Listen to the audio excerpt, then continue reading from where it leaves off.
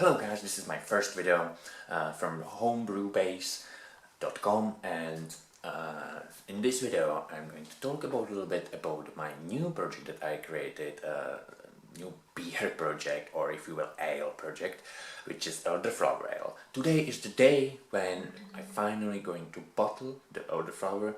It's still bubbling, it's right here as you can see in the barrel, but what we need to do first is to make sure that it's not that sweet, because I haven't used any yeasts, so I used only the elderflower pollen yeasts. Elderflower has a natural yeast in the pollen, which basically makes it to ferment much easier. So as you can see, it's still, the airlock is still bubbling.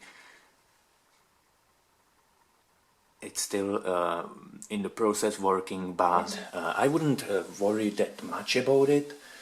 In the worst case scenario, some few bottles will make gush, but in the better scenario, we will make, instead of beer or ale, we will create some nice elderflower champagne from it, right? And only the difference is that you leave it longer in the bottle to basically to process, to transform to the champagne, so the more bottles will accumulate.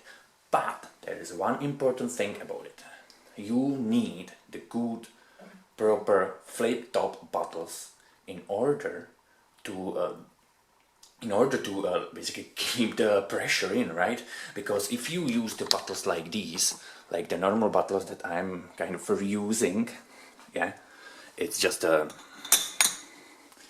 basically normal bottle with the top, right? And I put like a normal metal lid on it. Most likely the lid will not hold it, and it will gush out. But if you use such a bottles like these, right? Like this one. It's from Dutch beer growers.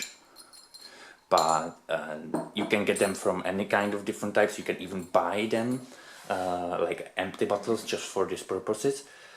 These bottles will hold it very well, thanks to the flip top, right? Thanks to this, right? This is not gonna go anywhere. This, in the worst case scenario, which is very unlikely, the bottle will explode, right? But it doesn't happen really that much. It never happened to me. So far, it happened to a few people I know, but not to me personally.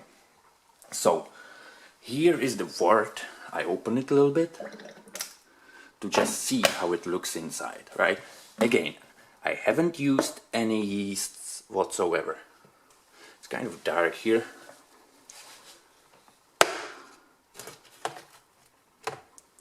If I may just make a little bit of light.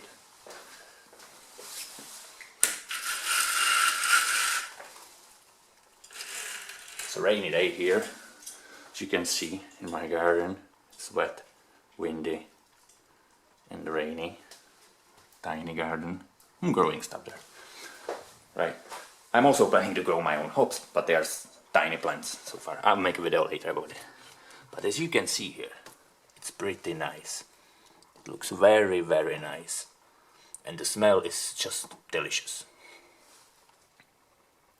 What I have used instead of sugar, which I highly recommend to not use the ordinary sugar, not for beer, not for ale, not for elderflower, I highly recommend use either the malt extract, right, ultra malt extract, or if you don't have malt extract right now and you want to make your beer right now, and you don't want to wait for delivery of your beer kit or malt extract, you can use honey. I used the malt extract mixed with honey. I used like I believe over 1 kilo of honey and 1.7 kilo of malt, ultra light malt extract, which will make it more delicious, much better. It's not gonna leave bad aftertaste that we definitely don't want in our ale and beer, and it will just create a smoother taste overall. And you will enjoy it much more, right?